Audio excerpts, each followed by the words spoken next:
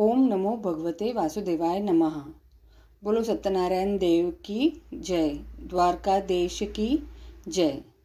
सत्य को नारायण के रूप में पूजना ही सत्यनारायण भगवान की पूजा है। इसका दूसरा अर्थ यह है कि संसार में एकमात्र भगवान नारायण ही सत्य है, बाकी सब माया है। इसलिए जीवन में सत्य व्रत का पालन पूरी निष्ठा और दृढ़ता के साथ करना चाहिए।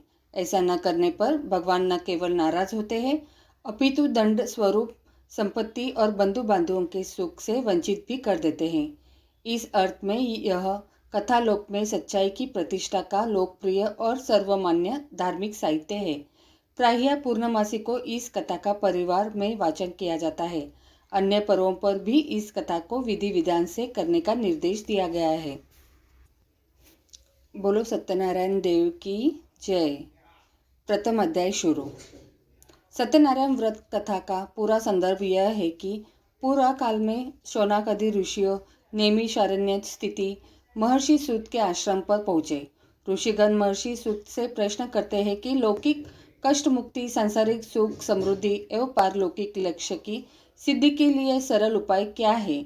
महर्षि सूत शौनकादि ऋषियों को बताते हैं कि ऐसा ही प्रश्न नारद जी ने भगवान विष्णु से किया था।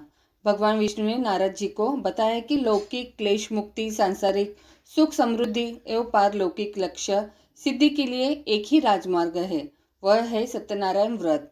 सत्यनारायण का अर्थ यह है सत्याचरण, सत्याग्रह, सत्यनिष्ठ। संसार में सुख समृद्धि की प्राप्ति सत्याचरण द्वारा ही संभव है।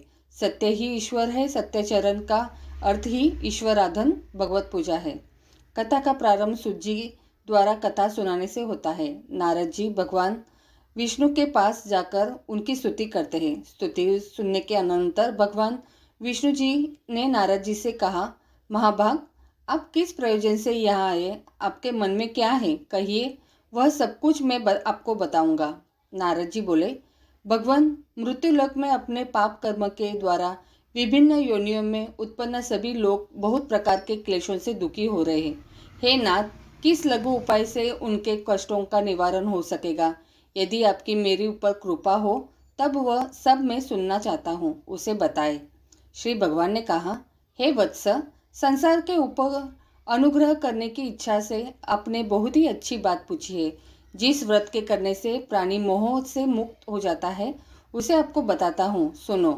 हे वत्स, स्वर्ग और मृत्युलोक में दुर्लभ भगवान सत्यनारायण का एक महान पुण्यप्रद व्रत है। आपके स्नेह के कारण इस समय से मैं उसे कह रहा हूँ। अच्छी प्रकार विधि विधान से भगवान सत्यनारायण व्रत करके मनुष्य शीघ्र ही सुख प्राप्त कर परलोक में मोक्ष प्राप्त कर सकता है।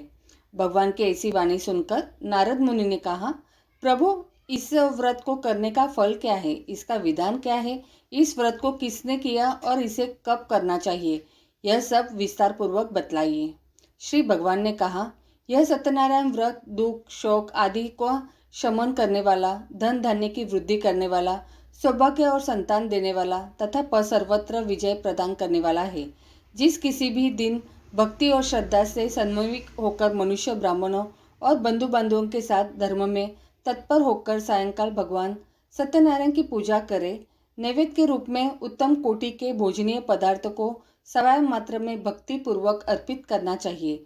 केले के फल, घी, दूध, गेहूं का चूर्ण अथवा गेहूं के चूर्ण के अभाव में साठी चावल का चूर्ण, शक्कर या गुड़, यह सब भक्ष्य सामग्री सवाया मात्र में एकत्र कर निवेदित करना चाहिए।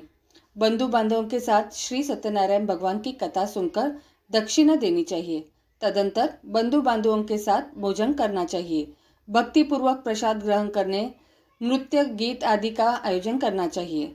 तदंतर भगवान सत्यनारायण का स्मरण करते हुए अपने घर जाना चाहिए। ऐसा करने से मनुष्यों की अभिलाषा अवश्य पूर्ण होती है। विशेष रूप से कलयुग में, पृथ्वीलोक में यह सबसे छोटा सा उपाय है। बोलो सत्यनारायण देव की जय। द्वारकाधीश की जय। दूसरा अध्याय शुरू। श्री सूत जी बोले, हे द्विजो, अब मैं पुनः पूर्व काल में जिसने इस सत्यनारायण व्रत को किया था उसे भली भांति विस्तार पूर्वक कहूँगा। रमणीय काशी नामक नगर में कोई अत्यंत निर्धन ब्राह्मण रहता था। भूख और प्यास से व्याकुल होकर वह प्रतिदिन पृथ्वी पर भटकता रहता था। भगवान ने उस दुखी को देखकर वृद्ध का रूप धारण करके उस द्विज से आदरपूर्वक पूछा, हे द्विज, प्रतिदिन अत्यंत दुखी होकर तुम किस लिए पृथ्वी पर भ्रमण करते रहते हो? हे द्विज श्रेष्ठ, यह सब बतलाओ, मैं सुनना चाहता हूँ। बोला, प्रभु, मैं अत्यंत दरिद्र हूँ और भिक्षा के लिए ही पृथ्वी पर घुमा करता हूँ। यदि मेरी इस दरिद्रता को दूर करने का आप कोई उपाय जानते हो तो कृपा करके बतलाइए। वृद्ध बोला, हे देव, सत्यनारायण भगवान विष्णु अभीष्ट फल को देने वाले हैं। हे विप्र, तुम इनका उत्तम व्रत करो, जिसे करने से मनुष्य सभी दुखों से मुक्त हो जाता है। व्रत के विधान को भी यत्नपूर्वक कहकर वृद्ध रूपधारी भगवान विष्णु वहीं पर अंतर्ध्यान हो गए। वृद्ध ने जैसा कहा है उस व्रत को अच्छी प्रकार से वैसे ही करूँगा, यह सोचते हुए उसको रात को नींद नहीं आई। अगले दिन प्रातःकाल उठकर सत्यनारायण का व्रत करूँगा ऐसा संकल्प करके वह भिक्षा के लिए चल पड़ा। उस दिन भिक्षा में बहुत सा धन प्राप्त हुआ। उसी धन से उसने बंधु बांधवों के साथ भगवान सत्यनारायण का व्रत किया। इस व्रत के प्रभाव से वह श्रेष्ठ सभी दुखों से मुक्त होकर समस्त संपत्तियों से संपन्न हो गया। उस दिन से लेकर प्रत्येक महीने उसने यह व्रत किया। इस प्रकार भगवान सत्यनारायण के इस व्रत को करके वह श्रेष्ठ सभी पापों से मुक्त हो गया और उसने दुर्लभ मोक्ष व्रत को प्राप्त किया। हे विप्र, पृथ्वी पर जब भी कोई मनुष्य भी श्री सत्यनारायण का व्रत करेगा उसी समय उसके समस्त दुख नष्ट हो जाएंगे। इस प्रकार भगवान नारायण में महात्मा नारद जी से जो कुछ कहा मैंने वह सब आप लोगों से कह दिया। आगे अब और क्या कहो? हे मुने, इस पृथ्वी पर उससे सुने हुए इस व्रत को किसने किया, हम वह सब सुनना चाहते हैं। उस व्रत हमारी श्रद्धा हो रही है। श्री सुत जी बोले, मुनियों, पृथ्वी पर जिसने यह व्रत किया उसे आप लोग सुने। एक बार वह द्विश्रेष्ठ अपनी धन संपत्ति के अनुसार बंधु बांधवों तथा परिवारजनों के साथ व्रत करने के लिए उद्यत हुआ। इसी बीच एक लड़कहारा वहाँ आया और लकड़ी बाहर रखकर उस ब्राह्मण के घर गया। प्यास से व्याकुल वह उसको व्रत करता हुआ देख प्रणाम करके उससे बोला, प्रभु, आप यह क्या कर रहे हैं? इसके करने से किस फल की प्राप्ति होती है? विस्तार पूर्वक मुझसे कहिए। विप्र ने कहा, यह सत्यनारायण का व्रत है जो सभी मनोरथों को प्रदान करने वाला है। उसी के प्रभाव से मुझे यह सब महान धन धान्य आदि प्राप्त हुआ है। जल पीकर तथा प्रसाद ग्रहण करके वह नगर चला गया। सत्यनारायण देव के लिए मन से ऐसा सोचने लगा कि आज लकड़ी बेचने से जो धन प्राप्त होगा उसी धन से भगवान सत्यनारायण का श्रेष्ठ व्रत करूंगा। इस प्रकार मन से चिंतन करता हुआ लकड़ी को मस्तक पर रखकर उस सुंदर नगर में गया जहाँ धन संपन्न लोग रहते थे। उस दिन उसने लकड़ी का 2 गुना मूल्य प्राप्त किया। इसके बाद प्रसन्न हृदय होकर वह पके हुए केले का फल, शर्करा, घी, दूध और गेहूं का चूर्ण सवाया मात्रा से लेकर अपने घर आया। तत्पश्चात उसने अपने बांधुओं को बुलाकर विधि विधान से भगवान श्री सत्यनारायण का व्रत किया। उस व्रत के प्रभाव से वह धन पुत्र से संपन्न हो गया और इस लोक में अनेक सुखों का उपभोग कर अत्यंत सत्यपुर अर्थात बैकुंठ लोक को चला गया। बोलो सत्यनारायण देव की जय। द्वारका देश की जय। तीसरा अध्याय शुरू। श्री सुत जी बोले, श्रेष्ठ मुनियों, अब मैं पुनः आगे की कथा कहूँगा, आप लोग सुने। प्राचीन काल में उल्कामुख नाम का एक राजा था। वह जितेंद्रिय, सत्यवादी तथा अत्यंत बुद्धिमान था। वह विद्वान राजा प्रतिदिन देवालय जाता और धन लेकर संतुष्ट करता था। कमल के समान मुख वाली उसकी धर्मपत्नी शील, विनय एवं सौंदर्य आदि गुणों से संपन्न तथा पतिपरायण थी। राजा एक दिन अपनी धर्मपत्नी के साथ भद्रशिला नदी के तट पर श्री सत्यनारायण का व्रत कर रहा था। उसी समय व्यापार के अनेक प्रकार की पुष्कल धनराशि में संपन्न एक साधु नाम का बनिया वहां आया। भद्रशिला नदी के तट पर नाव को स्थापित कर वह राजा के समीप गया और राजा को उस व्रत में दीक्षित देखकर विनय पूर्वक पूछने लगा। साधु ने कहा, राजन, आप भक्ति युक्त चित्त से यह क्या कर रहे हैं? कृपया वह सब बताइए, इस समय मैं सुनना चाहता हूँ। राजा बोले, हे साधु, पुत्र आदि की प्राप्ति की कामना से अपने बंधु बांधवों के साथ मैं अतुल तेज संपन्न भगवान विष्णु का व्रत एवं पूजन कर रहा हूँ। राजा की बात सुनकर साधु ने आदरपूर्वक कहा, राजन, इस विषय में आप मुझे सब कुछ विस्तार से बतलाइए। आपके कथानुसार मैं व्रत एवं पूजन करूँगा, मुझे भी संतान नहीं है, इससे अवश्य ही संतान प्राप्ति होगी। ऐसा विचार कर वह व्यापार से निवृत्त हो आनंद पूर्वक अपने घर आया। उसने अपनी भार्या से संतति प्रदान करने वाले इस सत्य व्रत को विस्तार पूर्वक बताया था। तब जब मुझे संतनी प्राप्त होगी तब मैं इस व्रत को करूंगा। इस प्रकार उस साधु ने अपनी भार्या लीलावती से कहा। एक दिन उसकी लीलावती नाम की सती साध्वी भार्या पति के साथ आनंद चित्त से ऋतुकालीन धर्माचरण में प्रवृत्त हुई और भगवान श्री सत्यनारायण की कृपा से उसकी वह भार्या गर्भिणी हुई। 10वें महीने में उससे कन्या रत्न की उत्पत्ति हुई और वह शुक्ल पक्ष के चंद्रमा की भांति दिन प्रतिदिन बढ़ने लगी। उस कन्या का कलावती यह नाम रखा गया। उसके बाद एक दिन लीलावती ने अपने स्वामी से मधुर वाणी में कहा, आप पूर्व में संकल्पित श्री सत्यनारायण के व्रत को क्यों नहीं कर रहे? साधु बोला, प्रिय, इसके विवाह के समय व्रत करूंगा। इस प्रकार अपनी पत्नी को भली भांति आश्वासन कर वह व्यापार करने के लिए नगर की ओर चला गया। इधर कन्या कलावती पिता के घर में बढ़ने लगी। तदंतर धर्मज्ञ साधु के नगर में सखियों के साथ क्रीड़ा करती हुई अपनी कन्या को विवाह देखकर योग्य देखकर आपसे मंत्रण करके कन्या विवाह के लिए श्रेष्ठ वर्ग का अन्वेषण कर रही। ऐसा दूत से कहकर शीघ्र ही उसे भेज दिया। उसकी आज्ञा प्राप्त करके दूत कांचन नामक नगर में गया और वहां से एक वणिक का पुत्र लेकर उस साधु ने उस वणिक के पुत्र को सुंदर और गुणों से संपन्न देखकर अपनी जाति के लोगों तथा बंधु बांधवों के साथ संतुष्ट चित्त हो विधि विधान से वणिक पुत्र के हाथ में कन्या का दान कर दिया। उस समय वह साधु बनिया दुर्गावश भगवान का वह उत्तम व्रत भूल गया। पूर्व संकल्प के अनुसार विवाह के समय में व्रत न करने के कारण भगवान उस पर रुष्ट हो गए। कुछ समय के पश्चात अपने व्यापार कर्म में कुशल वह साधु बनिया काल ही प्रेरणा से अपने दामाद के साथ व्यापार करने के लिए समुद्र के समीप स्थित रत्नसारपुर नामक सुंदर नगर में गया और अपने श्रीमंत दामाद के साथ वहां व्यापार करने लगा। उसके बाद वे दोनों राजा चंद्रकेतु के रमणीय उस नगर में गए। उसी समय भगवान श्री सत्यनारायण ने उसे भ्रष्ट प्रतिज्ञा देखकर इसे दारुण कठिन और महान दुख प्राप्त होगा यह शाप दे दिया। एक दिन एक चोर राजा चंद्रकेतु के धन को चुराकर वहीं आया जहां दोनों वणिक स्थित थे। वह अपने पीछे दौड़ते हुए दूतों को देखकर भयभीत चित्त से धन वहीं छोड़कर शीघ्र ही छिप गए। इसके बाद राजा के दूत वहां आ गए जहां वहां साधु वणिक था। वहां राजा के धन को देखकर वे दूत उन दोनों वणिक पुत्रों को बांधकर ले आए और हर्षपूर्वक दौड़ते हुए राजा से बोले, प्रभु, हम 2 चोर पकड़ लाए। मैं इन्हें देखकर आप आज्ञा दे। राजा की आज्ञा से दोनों शीघ्र ही दृढ़तापूर्वक बांधकर बिना विचार किए महान कारागार में डाल दिए गए। भगवान सत्यदेव की माया से किसी ने उन दोनों की बात नहीं सुनी और राजा चंद्रकेतु ने उन दोनों का धन भी ले लिया। भगवान के शाप से वणिक के घर में उसकी भार्या भी अत्यंत दुखित हो गई और उनके घर में सारा का सारा जो धन था वह चोर ने चुरा लिया। लीलावती शारीरिक तथा मानसिक पीड़ाओं से युक्त भूख और प्यास से दुखी हो अन्न की चिंता से दर दर भटकने लगी। कलावती कन्या भी भोजन के लिए इधर उधर प्रतिदिन घूमने लगी। एक दिन भूख से पीड़ित कलावती एक के घर गई।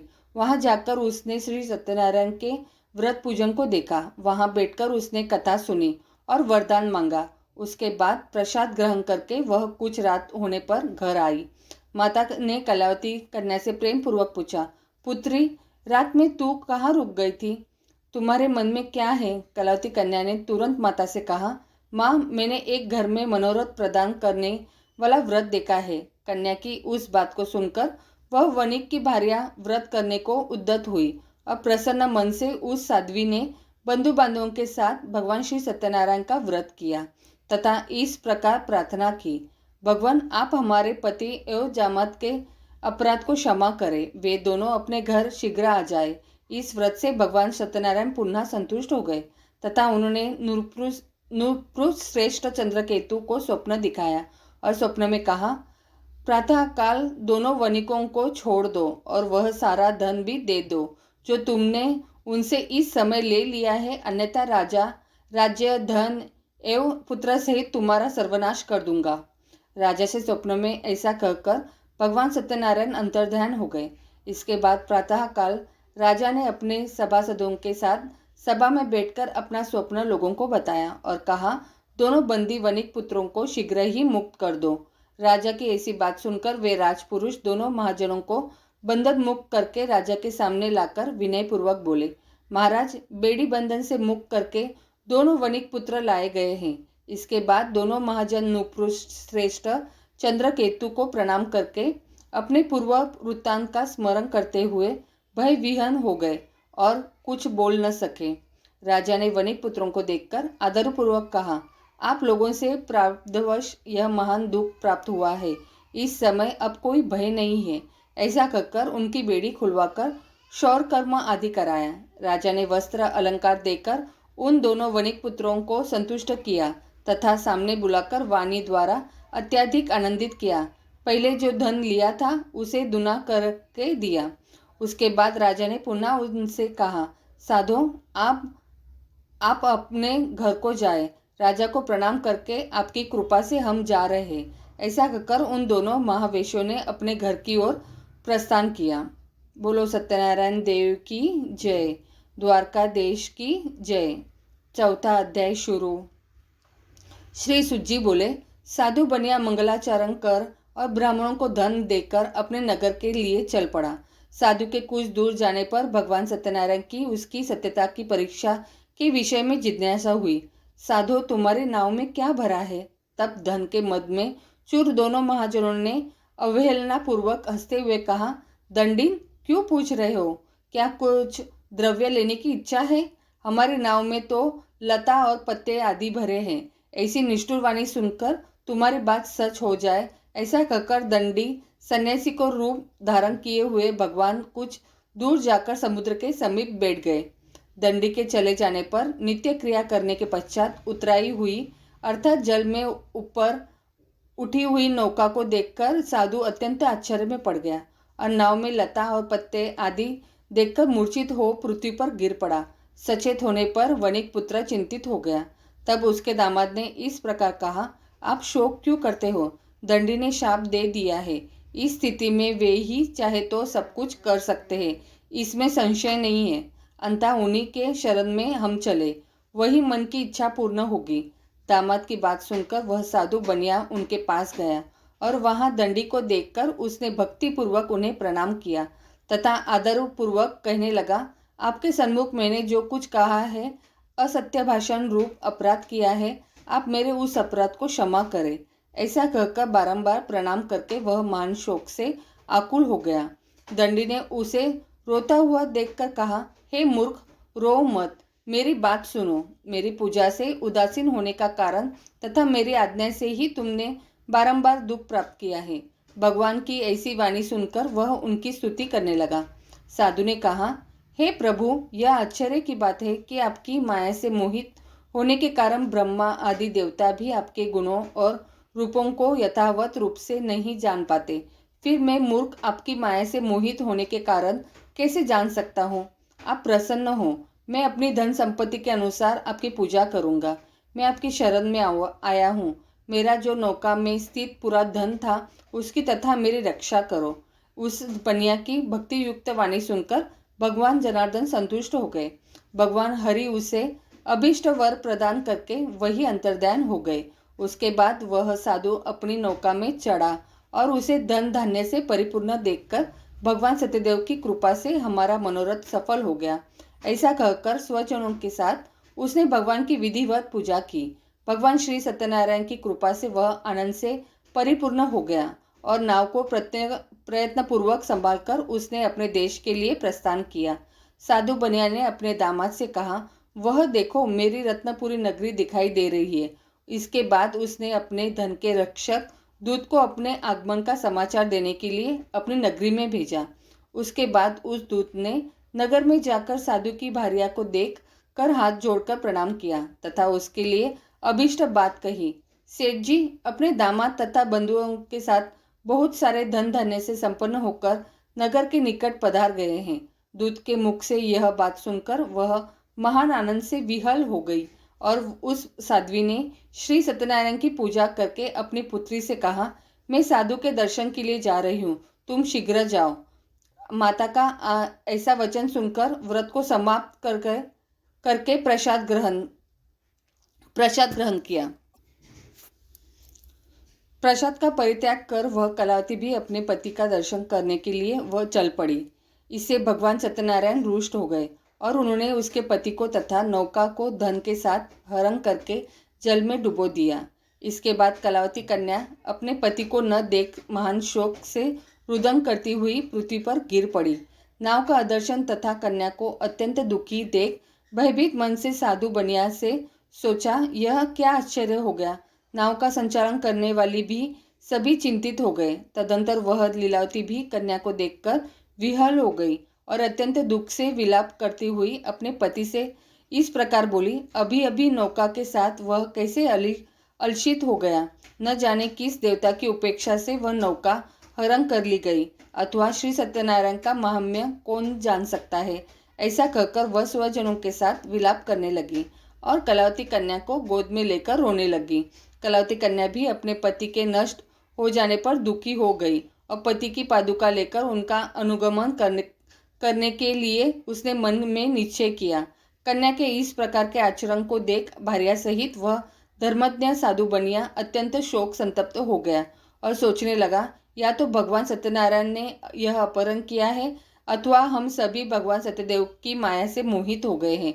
अपनी धन के शक्ति के अनुसार मैं भगवान श्री सत्यनारायण की पूजा करूंगा। सभी को बुलाकर इस प्रकार कहकर उसने अपने मन की इच्छा प्रकट की और बारंबार भगवान सत्यदेव को दंडवत प्रणाम किया। इससे दोनों की परिपालक भगवान सत्यदेव प्रसन्न हो गए। भक्त वत्सल भगवान ने कृपा पूर्वक कहा, तुम्हारी कन्या प्रसाद छोड़कर अपने पति को देखने चली आई है। निश्चय ही इसी कारण उसका पति अदृश्य हो गया है। यदि घर जाकर प्रसाद ग्रहण करके वह पुनः आए तो हे साधु बनिया, तुम्हारी पुत्री पति को प्राप्त करेगी, इसमें संशय नहीं है। कन्या कलावती भी आकाशमंडल से ऐसी वाणी सुनकर शीघ्र ही घर गई और उसने प्रसाद ग्रहण किया। पुनः आकर स्वजनों तथा अपने पति को देखा। तब कलावती कन्या ने अपने पिता से कहा, अब तो घर चले, विलंब क्यों कर रहे हैं। कन्या की यह बात सुनकर वणिक पुत्र संतुष्ट हो गया और विधि विधान से भगवान सत्यनारायण का पूजन करके धन तथा बंधु बांधवों के साथ अपने घर गया। तदंतर पूर्णिमा तथा संक्रांति पर्वों पर भगवान सत्यनारायण का पूजन करते हुए इस लोक में सुख भोगकर अंत में वह सत्यपुर बैकुंठ लोक में चला गया। बोलो सत्यनारायण देव की जय। द्वारकाधीश की जय। 5वां अध्याय शुरू। श्री सुजी बोले, श्रेष्ठ मुनियों, अब इसके बाद मैं दूसरी कथा कहूँगा, आप लोग सुने। अपनी प्रजा का पालन करने में तत्पर तुंगध्वज नामक एक राजा था। उसने सत्यदेव के प्रसाद का परित्याग करके दुख प्राप्त किया। एक बार वह वन में जाकर और वहाँ बहुत से पशुओं को मारकर वट वृक्ष के नीचे आया। वहाँ उसने देखा कि गोपगण बंधु बांधवों के साथ संतुष्ट होकर भक्तिपूर्वक भगवान सत्यदेव की पूजा कर रहे। राजा यह देखकर भी अहंकारवश न तो वहां गया और न ही उसने भगवान सत्यनारायण को प्रणाम किया। पूजन के बाद सभी गोपगण भगवान का प्रसाद राजा के समीप रखकर वहां से लौट आए और इच्छानुसार उन सभी ने भगवान का प्रसाद ग्रहण किया। इधर राजा को प्रसाद का परित्याग करने से बहुत दुख हुआ। उसका संपूर्ण धन धान्य और सभी 100 पुत्र नष्ट हो गए। राजा ने मन में यह निश्चय किया कि अवश्य ही भगवान सत्यनारायण ने हमारा नाश कर दिया है, इसलिए मुझे वहां जाना चाहिए जहां श्री सत्यनारायण का पूजन हो रहा था। ऐसा मन में निश्चय करके वह राजा गोपगणों के समीप गया और उसने गोपगणों के साथ भक्ति श्रद्धा से युक्त होकर विधि पूर्वक भगवान सत्यदेव की पूजा की। भगवान सत्यदेव की कृपा से वह पुनः धन और पुत्रों से संपन्न हो गया तथा इस लोक में सभी सुखों का उपभोग कर अत्यंत अंत में सत्यपुर वैकुंठ को लोक प्राप्त हुआ। श्री सुजी कहते हैं, जो व्यक्ति इस परम दुर्लक्ष श्री सत्यनारायण को व्रत को करता है और पुण्यमयी तथा फल प्रदायिनी भगवान श्री कथा को भक्ति युक्त होकर सुनता है, उसे भगवान सत्यनारायण की कृपा से धन धान्य आदि की प्राप्ति होती है। दरिद्र धनवान हो जाता है, बंधन में पड़ा हुआ बंधन से मुक्त हो जाता है, डरा हुआ व्यक्ति भय से मुक्त हो जाता है। यह सत्य बात है, इसमें संशय नहीं है। इस लोक में वह सभी इजिप्ट फलों का भोग प्राप्त करके अंत में सत्यपुर वैकुंठ लोक को जाता है। इस प्रकार मैंने आप लोगों से भगवान सत्यनारायण का व्रत को कहा, जिसे करके मनुष्य सभी दुखों से मुक्त हो जाता है। कलयुग में तो भगवान सत्यदेव की पूजा विशेष फल प्रदान करने वाली है। भगवान विष्णु को ही कुछ लोग काल, कुछ लोग सत्य, कोई ईश और कोई सत्यदेव तथा दूसरे लोग सत्यनारायण नाम से कहेंगे। अनेक रूप धारण करके भगवान सत्यनारायण सभी का मनोरथ सिद्ध करते हैं। कलयुग में सनातन भगवान विष्णु ही सत्यव्रत रूप धारण करके सभी का मनोरथ पूर्ण करने वाले होंगे। हे श्रेष्ठ मुनियों, जो व्यक्ति नित्य भगवान सत्यनारायण की इस व्रत कथा को पढ़ता है, सुनता है, भगवान सत्यनारायण की कृपा से उसके सभी पाप नष्ट हो जाते हैं। हे मुनीश्वरों, पूर्व काल में जिन लोगों ने भगवान सत्यनारायण का व्रत किया था, उसके अगले जन्म का वृत्तांत कहता हूँ, आप लोग सुने। महान प्रज्ञा संपन्न सत्यनारायण व्रत करने के प्रभाव से दूसरे जन्म में सुदामा हुए और उस जन्म में भगवान श्री कृष्ण का ध्यान करके उन्होंने मोक्ष प्राप्त किया। लकड़हारा भिल्ल गुहों का राजा हुआ और अगले जन्म में उसने भगवान श्री राम की सेवा करके मोक्ष प्राप्त किया। महाराज उल्कामुख दूसरे जन्म में राजा दशरथ हुए, जिन्होंने श्री रंगनाथ जी की पूजा करके अंत में वैकुंठ प्राप्त किया। इसी प्रकार धार्मिक और सत्यव्रती साधु पिछले जन्म के सत्यव्रत के प्रभाव से दूसरे जन्म में मोरध्वज नामक राजा हुआ। उसने आरे से चीरकर अपने पुत्र की आधी देह भगवान विष्णु को अर्पित करके मोक्ष प्राप्त किया। महाराजा तुंगध्वज जन्मांतर में स्वयंभू मनु हुए और भगवत संबंधी संपूर्ण कार्यों का अनुष्ठान करके वैकुंठ लोक को प्राप्त हुए। जो गोपगण थे वे सब जन्मांतर में व्रजमंडल में निवास करने वाले गोप हुए और सभी राक्षसों का संहार करके उन्होंने भी भगवान का शाश्वत धाम गोलोक प्राप्त किया। बोलो सत्यनारायण देव की जय, द्वारका देश की जय। श्री सत्यनारायण व्रत कथा एवं 5वां अध्याय पूर्ण हुआ।